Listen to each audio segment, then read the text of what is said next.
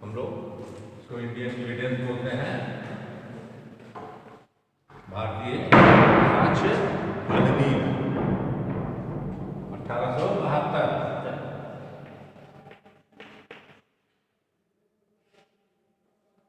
यहाँ इंडियन जोड़ लीजिए, एक्ट लगा लीजिए, ठीक। इंडिया वेस्ट सेक्शन 4 में हम कल उपधारणा के बारे में बता रहे थे, प्रिजम्पशन, उपधारणा।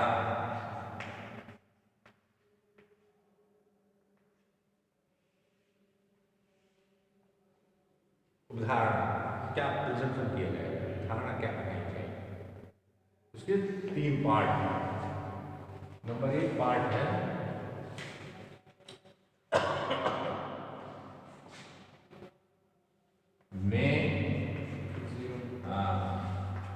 मैं प्रिज्यूम, ठीक। मैं प्रिज्यूम हिंदी में क्या करेंगे, धारण कर सकेगा, वो धारण कर सकेगा, ठीक। पहले डिफाइन करते हैं कि मैं भी प्रिज्यूम धारण कर सकेगा जब इस संहिता में उत्पन्नित किया गया है कि एक तथ्य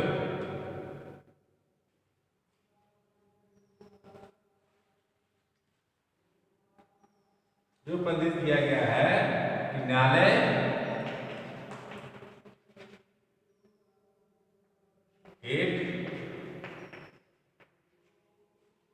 एक तथ्य की उपधारणा कर सकेगा, न्यायालय एक तथ्य की धारणा कर सकेगा, तो या तो न्यायालय उस तथ्य को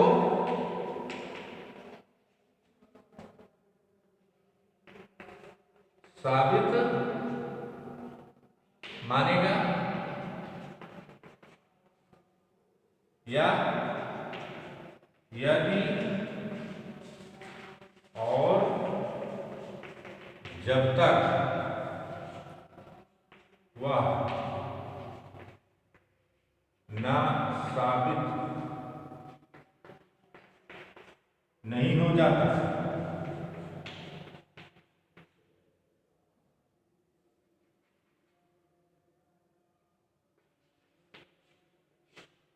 या अन्य साक्ष्य की मांग करे, ठीक ना। ये कोर्ट की डिस्क्रिप्शन पावर पर रहता है, न्यायालय किसी तथ्य की धारणा करेगा या नहीं करेगा, उसके ऊपर है, उसकी डिस्क्रिप्शन पर। अगर वो धारणा कर रहा है तो उसको वो साबित मानेगा जब तक कि वो ना साबित ना हो जाए। इसमें इनको कोर्ट को ये विकल्प दिया रहता है कि तथ्य की धारणा करें या ना करें या ना करें, डिस्कशन रहता है, ठीक ना।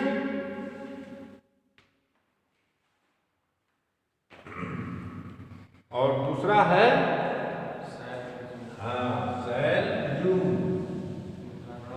करेगा, मैंडेटरी प्रोविजन है कोर्ट के लिए भी, पार्टी के लिए भी, पक्षकार के लिए भी, सबके लिए भी, कि उपधारणा कोर्ट करने के लिए बाउंड है, उसके विवेक पर निश्चित नहीं है,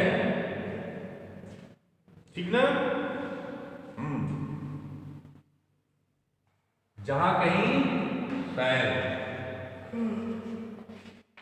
प्रिज्यूम उपधारणा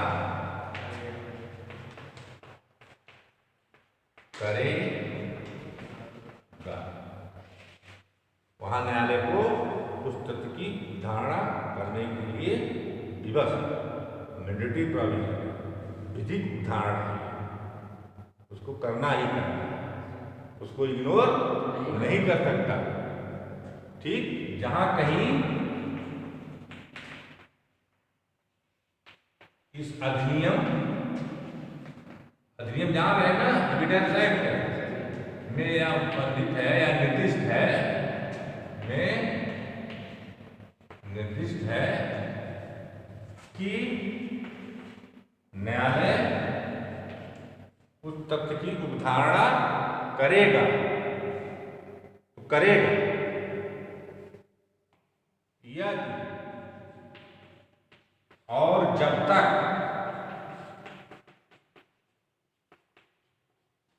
वह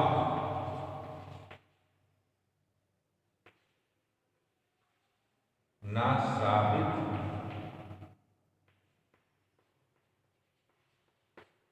नहीं हो जाता है। ठीक ना, इसमें कोर्ट को रास्ता नहीं है, कुछ करना है यदि और जब तक वो ना साबित न हो जाए और उस तथ्य को साबित मानेगा,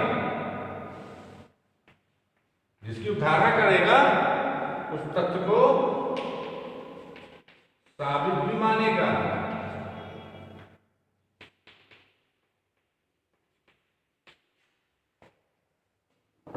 ठीक, लेकिन अगर उसको किसी तथ्य से ना साबित कर दिया जाता है तो वो बात अलग है, लेकिन कोर्ट उसको मानेगा, अभी मानेगा ये तथ्य साबित हो चुका है। लेकिन अगर वो ना साबित नहीं कर दिया जाता है तो ना साबित हो जाएगा, लेकिन उसके लिए फाउंडेशन है, वो मानेगा।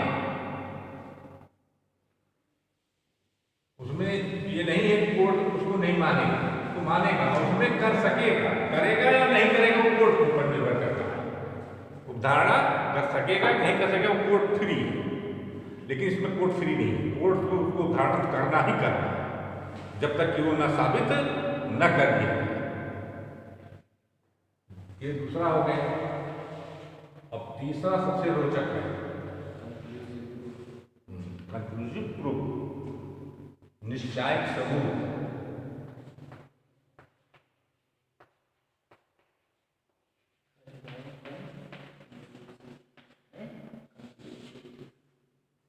निश्चायक सबूत जहां कहीं इस अधिनियम में यह उल्लंघित किया गया है कि एक तथ्य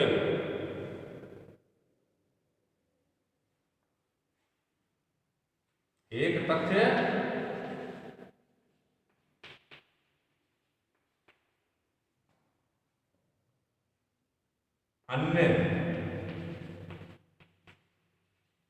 तथ्य का निश्चायक सबूत घोषित किया गया है, उसमें एक तथ्य के साबित हो जाने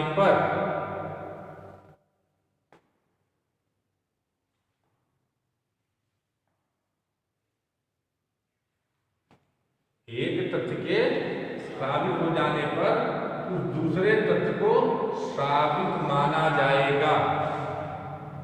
दोनों तथ्य नहीं साबित करने पड़ेंगे, एक तथ्य के साबित होने पर दूसरा तथ्य ऑटोमेटिक साबित माना जाएगा।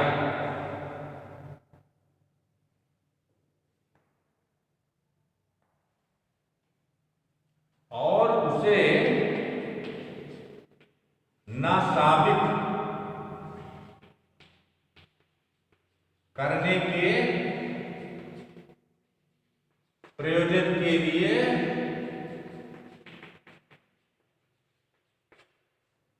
न्यायालय कोई साक्ष्य देने की अनुज्ञा नहीं देगा।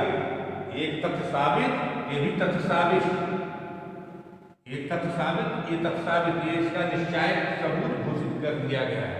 इसके साक्ष्य अधिनियम के अंतर्गत एक तथ्य दूसरे तथ्य का निश्चायक सबूत घोषित अगर कर दिया गया है एक तथ्य के साबित होने पर दूसरा तथ्य ऑटोमेटिक साबित माना जाएगा, निश्चायक सबूत माना जाएगा। सॉरी, उसको ना साबित करने के लिए कोर्ट परमिशन नहीं देगी आपको कि आप इसको ला के साथ ना साबित करिए, इसका परमिशन नहीं है। अब रोचक केस है ये, सेक्शन एविडेंस का सेक्शन है 112 धारा।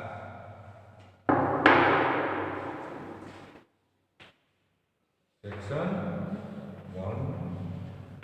112, ठीक। इसमें क्या है, ये धारा ये घोषित करती है, क्या घोषित करती है, घोषित करती है कि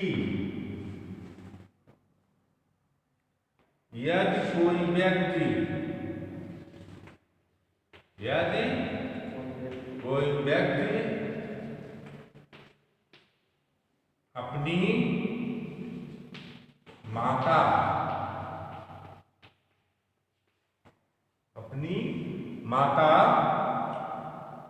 और पुरुष, अपनी माता और किसी पुरुष के बीच विद्यमान में विवाह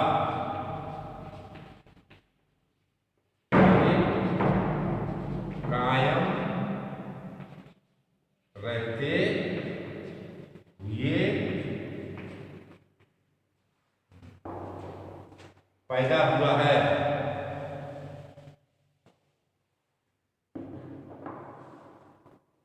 ठीक, क्या अपनी माता और किसी पुरुष के बीच विद्यमान विवाह के कायम रहते हुए पैदा हुआ है। अगर क्या सिद्ध हो जाए, माता और पुरुष के बीच में विद्यमान विवाह कायम था, तब इस पुरुष का, इस व्यक्ति का जन्म हुआ था। ये साबित हो जाए कि उसकी माता और किसी पुरुष के बीच विद्यमान विवाह कायम था, तब इस व्यक्ति का जन्म हुआ है, तो क्या माना जाएगा, इस पुरुष का धर्मज पुत्र माना जाएगा। ये साबित माना जाएगा, ये निश्चायक सबूत है। इस तथ्य के साबित होने पर विद्यमान विवाह साबित हो गया, तो जो पैदा हुआ है इस दौरान, विवाह के दौरान पुरुष, उसको क्या माना जाएगा, धर्मज पुत्र माना जाएगा। अभी और रोचक बात चलेगी इसमें, ठीक। या दूसरा, या विवाह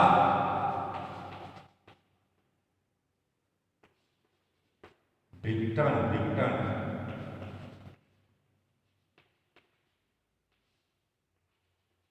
के 280 दिन के अंदर विवाह विघटन के 280 दिन के अंदर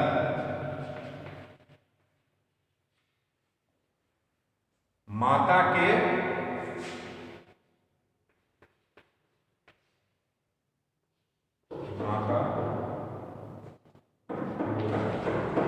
अविवाहित रहते हुए ये पैदा हुआ है,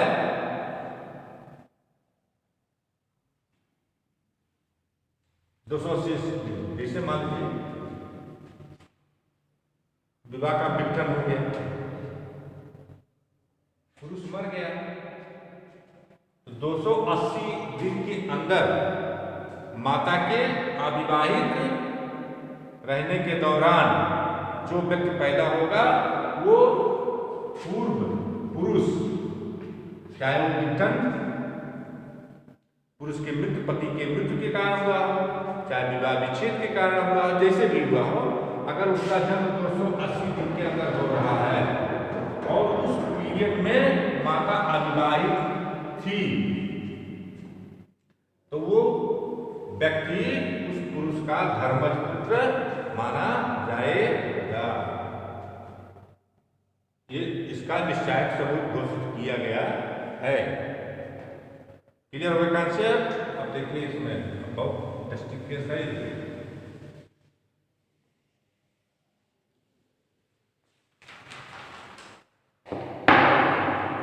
अच्छा अब आप बताइए, ए की शादी बी से 19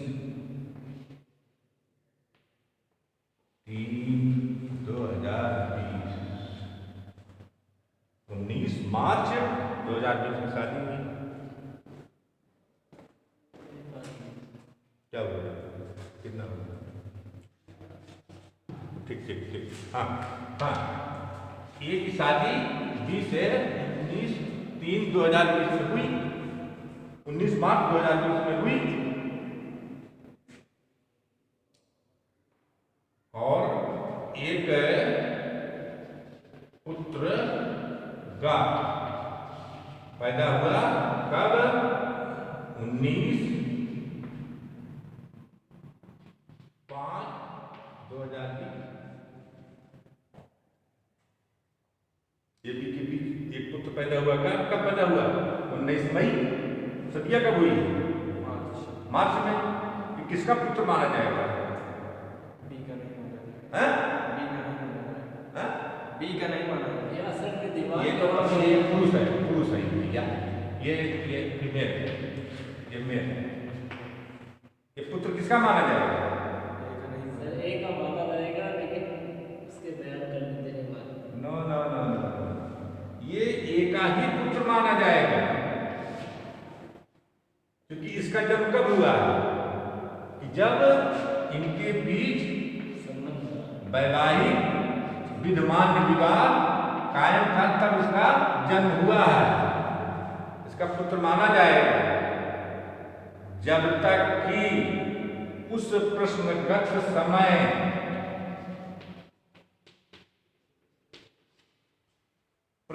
समय जिसमें ये बच्चा पेट में आया, ए और बी एक दूसरे से किसी भी रूप में मिल नहीं सकते थे, ये प्रूफ देना पड़ेगा, और ये प्रूफ बहुत ही सॉलिड प्रूफ देना पड़ेगा, ये जान लीजिए। हाँ, ये पुत्र इन्हीं का माना जाएगा जब तक इसको डिनाई करने वाला उस प्रश्नगत समय में जिसमें बच्चा पेट में आया, उस समय ए और बी एक दूसरे से किसी भी रूप में किसी भी मिल नहीं सकते, और बहुत इसका सॉलिड प्रूफ होना चाहिए, अन्यथा ये जो है ए का पुत्र ही माना जाएगा। कोर्ट इसके लिए साक्ष्य देने के लिए अनुमति नहीं देगी जब तक आप बहुत सॉलिड लेके नहीं आएंगे। अरे यहां तक कि 7 फेरे होते हैं ना, 7 फेरे में पत्नी गर्भवती दिख रही है, सदी एक समैया है, स्पष्ट दिख रहा है कि पहले से ही गर्भवती है, और शादी हो रही है ये बीच में, और जन्म हो रहा है 1 महीने के बाद, तब भी ये पुत्र इन्हीं का माना जाएगा। विद्यमान विवाह के रहते हुए जब तक ये बहुत सॉलिड एविडेंस नहीं, ये बहुत सॉलिड कोर्ट की मंशा होती है कि किसी भी पुत्र को, किसी भी संतान को जो है आधर्मस न डिक्लेयर किया जाए, इसके लिए उसका बहुत ही प्रेशर रहता है कि कोई ऐसा साक्ष्य, इतना सॉलिड साक्ष्य ले आइए कि जिससे किसी भी रूप में एक भी की मेल मिलाप नहीं हो सकता। अगर किसी भी में हो सकता था, हो सकता था, जैसे ए का गांव और बी का गांव के बीच में 5 किलोमीटर दूरी है। कितना किलोमीटर? 5 किलोमीटर। ये भी शादी हुई, 1 महीने बाद बच्चा हुआ, बच्चा एक माना जाएगा, वो यही कहेगी बच्चा एक माना जाएगा। अगर कोई डिनाई करता है तो उस चीज को लावे ए और बी प्रश्न का समय में, प्रश्न का टाइम में एक दूसरे से मिल नहीं सकते, ये प्रूफ लाओ ना। जब तक आप प्रूफ नहीं देंगे तब तक कोर्ट एक ही पुत्र मानेगी। ये है निश्चय सबूत। ये तथ्य साबित हो गया कि विद्यमान विवाह था, विद्यमान विवाह के कारण रहते हुए पुत्र का संतान की उत्पत्ति है। तो ये निश्चय सबूत।